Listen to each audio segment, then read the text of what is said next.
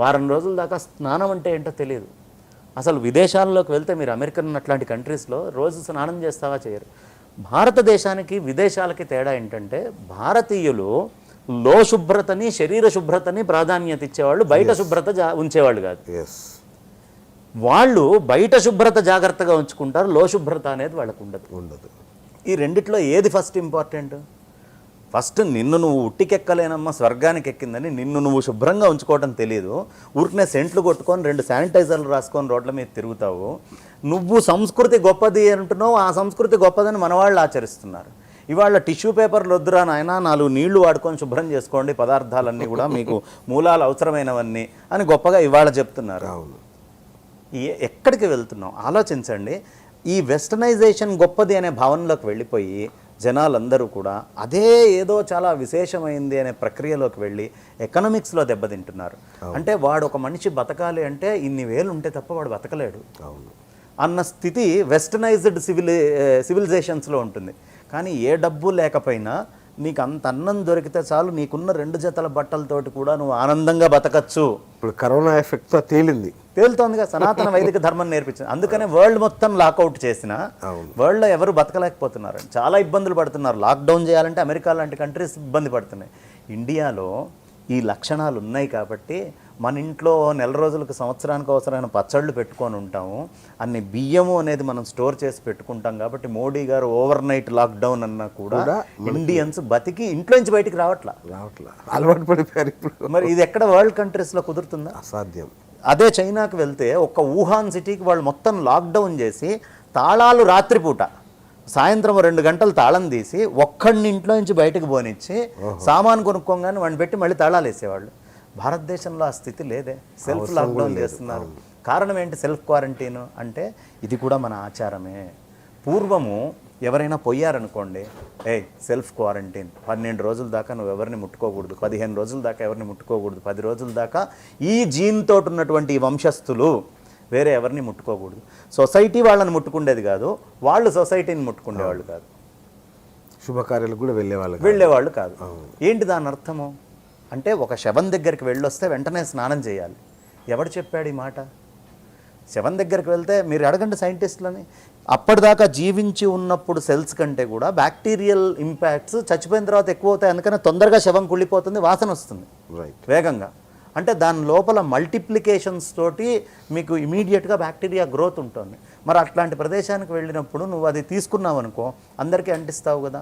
నీ జీన్ దానికి ఫర్, నువ్వు ఆ జెనెటిక్ థియరీలో పుట్టిన కొడుకున్నాడు, వాడు దానికి ఫర్ కాబట్టి వాడి మీద నుంచి వాడి సెల్లోకి వెళ్ళిన బ్యాక్టీరియా సెల్ఫ్ క్వారంటైన్ అయిపోవడానికి 12 రోజులు పడుతుంది. అందుకని అరే మీరు ఈ జీన్ తోటి ఉన్న వాళ్ళు ఎవరిని ముట్టుకోకండి రా అని సెల్ఫ్ క్వారంటైన్ చేసేవాళ్ళు. ఇవాళ మనం చెప్తున్న క్వారంటైన్ అనేది మన వైదిక ధర్మంలో మొదటి నుంచి చిన్నప్పటి నుంచి ఉంది. కాబట్టే ఆ క్వారంటైన్ అనే పదాన్ని అక్కడ మోడీ గారు వాడితే మిగతా వాళ్ళు ఎవరి వల్ల కావట్లా. ఒక సనాతన హిందూ ధర్మంలో ఈ సంప్రదాయం ఉంది కాబట్టి మనం ఉండగలుగుతున్నాం. అందుకనే ఈ ధర్మం అంత గొప్పది. ప్రపంచమంతా ఇవాళ సమాధులు ఎక్కడ పెట్టాలా అని బాధపడుతున్నాయి. తగలబెట్టాలి అనే విషయాన్ని చెప్పింది ఎవరండి? వైదిక ధర్మమే కదా. ఖననము కాదయ్యా, దహనం చెయ్యండి అని చెప్పారు. ఖననం కొన్నిటిని మాత్రమే ఖననం చేయాలి, కొంతమందిని మాత్రమే, పసిపిల్లలు వాళ్ళనే, మిగతా అంతా దహనమే అని మనకి పూర్వం నుంచి చెప్పబడింది. ఈ దహనమే ఇప్పుడు వుహాన్లో చేసిన, ఈ దహనమే ఇటలీలో చాలా చోట్ల చేసిన, అమెరికాలో చేసిన మీకు గుట్టల కింద వస్తున్నాయి. సేఫ్ ఏంటి అంటే దాన్ని భూమి లోపల పెడితే మళ్ళీ ఆ వైరస్ సెల్స్ని అనుకొని మళ్ళీ బయటకు వస్తుంది. సో ఆ వైరస్ లేకుండా చేయాలంటే ఏం చేయాలి? అగ్ని సంస్కారం చేయాలి. అంటే మన అసలు ఎంత సుదూరంగా ఒక భారతీయ ఋషి హృదయం ఉందో చూడండి, ఎంత దూరం వాళ్ళు ఆలోచించారు. ఒక్కటి కాదండి మనకు చెప్పిన అంటూ ఎంగిలి మనకి రకరకాలైనటువంటి ఎక్కడెక్కడ బ్యాక్టీరియల్ ఇన్ఫెక్షన్స్ వచ్చే ఉన్నాయో అక్కడక్కడ జనాన్ని దూరం పెట్టారు. ఒకే కుటుంబంలో ఉంటూ కుటుంబంలోనే మళ్ళీ దూరాలు ఉంచటం, ఎంతలో ఎంత దూరం ఉండాలి అనేటటువంటి వ్యవస్థ ఇట్లాంటిది ఉంది. ఇది కోల్పోవడానికి ముఖ్య కారణం ఏంటంటే ఇప్పుడు కరోనా వచ్చింది కాబట్టి ఇది అర్థమవుతుంది, లేకపోతే ఇది ఎప్పటికీ చాదస్తం అవుతుంది. ఆ చాదస్తము అనేటటువంటి భ్రమలోకి వెళ్ళి మనం అందరము కూడా ఈ స్థితికి వెళ్తున్నాం. ఆ రోజుల్లో జుట్టు విరబోసుకోవద్దు అన్నారు, జుట్టుని ముడేసుకో, లేకపోతే నీ లోపల నెగిటివ్ ఎనర్జీస్ ఆవహిస్తాయి. ఏంటా నెగిటివ్ ఎనర్జీస్? బొట్టు పెట్టుకోకపోతే నీ లోపలికి నెగిటివ్ ఎనర్జీస్ ఆవహిస్తాయి. ఎంత అసలు ప్రతి దాంట్లో సైన్స్ ఉందండి. ఎంత సైన్స్ ఉందంటే ఇప్పుడు మీరు ఇక్కడ ఎర్రటి రంగులో బొట్టు పెట్టుకున్నారు, అది కస్తూరి తిలకం కావచ్చు, లేదు పసుపుతోటి నిమ్మకాయని కలిపి చేసేటటువంటిది కావచ్చు, మీరు ఇక్కడ ఈ మధ్యలో పెట్టుకున్నారు. ఏమవుతుంది, మీరు ఇవాళ వెళ్ళండి ఎక్కడైనా ఎర్రగడ్డకు కానీ ఎక్కడికైనా వెళ్ళి ఆసుపత్రిలో వాళ్ళు కరెంట్ షాక్స్ ఇస్తారు. ఎందుకు ఇస్తున్నారండి షాక్ అంటే, ఇక్కడ ఒక నరం ఉంటుందండి, అది కాంట్రాస్ట్ అయితే ఫిజికల్ అతని యొక్క మెంటల్ బిహేవియర్లో వేరియేషన్ వస్తుంది, అది ఎక్స్పాండ్ అయితే మళ్ళీ మెంటల్ బిహేవియర్ నార్మల్ అయ్యే ఛాన్స్ ఉంది కాబట్టి ఇక్కడ పెడతాం. మనం ఇక్కడ ఎర్ర రంగులో బొట్టు పెట్టినప్పుడు లైట్ని ఎక్కువ అబ్జార్బ్ చేసేది ఏదండి, ఏ రంగు, రెడ్. అందుకనే మనకి రాత్రిళ్ళు ఎక్కడైనా ఎమర్జెన్సీ డేంజర్ సిగ్నల్స్ చూపించాలంటే రెడ్ లైట్స్ పెడతారు విమానాలకి వాటన్నిటికి కూడా, because red colour absorbs light more. ఎప్పుడైతే మీకు సూర్యుడి నుంచి వచ్చేటటువంటి ఆ కిరణ శక్తిని రెడ్ కలర్ అబ్జార్బ్ చేస్తుందో, ఆ light energy transfers from one form to another, ఒక ఫామ్ నుంచి ఇంకో ఫామ్కి మారుతుంది. ఆ లైట్ ఎనర్జీ హీట్ ఎనర్జీ కింద మారి నీ లోపల ఉండేటటువంటి ఇడా, పింగళ, సుషుమ్న అనే 3 నాడులు కలిసేటటువంటి ప్రదేశాన్ని ఎప్పుడూ సప్రెస్ అయి నిన్ను సైకియాట్రిక్ పేషెంట్ కింద తయారు చేయకుండా దాన్ని చక్కగా విస్తృతంగా లావుగా ఉంచి సైకియాట్రీ డిఫెక్ట్స్ లేకుండా చేస్తుంది. అందుకనే ఇవాళకి మన దేశంలో విదేశాల్లో మీరు పోల్చుకుంటే, విదేశాల్లో 100కి 60% ఏది సోకాల్డ్ డెవలప్డ్ అమెరికన్ కంట్రీస్లో కూడా 60% ప్లస్ ఆర్ సైకియాట్రిక్ పేషెంట్స్. భారతదేశంలో మనం ఇవాళ ఆచరించకపోయినా మన పూర్వీకులు ఆచరించారు కాబట్టి ఆ జెనెటిక్ థియరీ మన లోపల ఉంది కాబట్టి ఇప్పటికి మనం ఈ రోజుకి సస్టైన్ అయ్యి అంత సైకియాట్రిక్ డిజార్డర్స్లో మనం లేము. సైకియాట్రిక్ డిజార్డర్స్ అనే వాటి నుంచి కొంచెం దూరంగా భారతీయ సమాజం ఉండేది, ఇప్పుడు పెరుగుతుంది. స్లోగా సైకియాట్రిక్ డాక్టర్స్ వాళ్ళ యొక్క పాత్ర పోషించాల్సి వస్తుంది.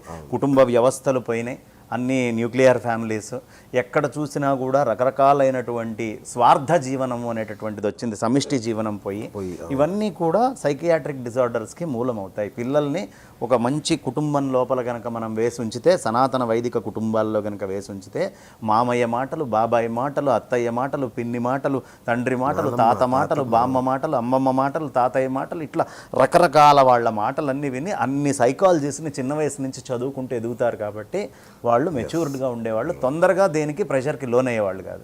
ఇప్పుడు మీ ఇంట్లో అమ్మ, నాన్న, వీడు వాళ్ళు వెళ్తారు డే కేర్లో పడేస్తారు, వీడికి ఏం సైకాలజీస్ తెలుస్తాయి?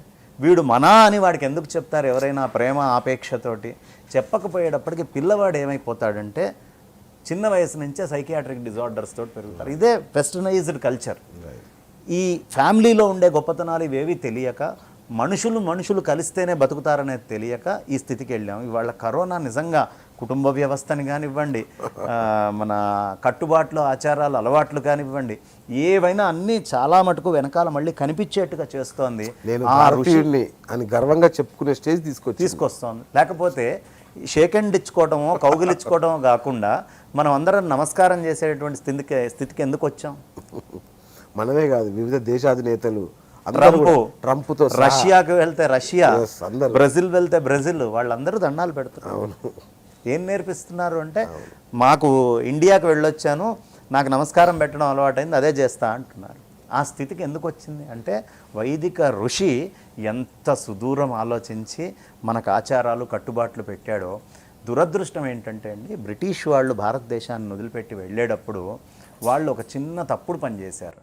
ఆ తప్పుడు పని ఏమిటయ్యా అంటే, ఏ రోజైనా భారతదేశాన్ని విచ్ఛిన్నం చేసి పూర్తిగా మన కంట్రోల్లోకి తెచ్చుకోవాలి అంటే మన గ్రంథాలు, మనకు సంబంధించినటువంటి పుస్తకాలు, మన ఆచారాలు, మన వ్యవహారాలు, మన అలవాట్లు, మనకి వీడు స్కిన్ బ్లాకే అయినప్పటికీ వీడు వైట్ వాడికి స్లేవ్గానే ఉండాలి అనే ఎడ్యుకేషన్ సిస్టమ్ మీద దృష్టి పెట్టారు.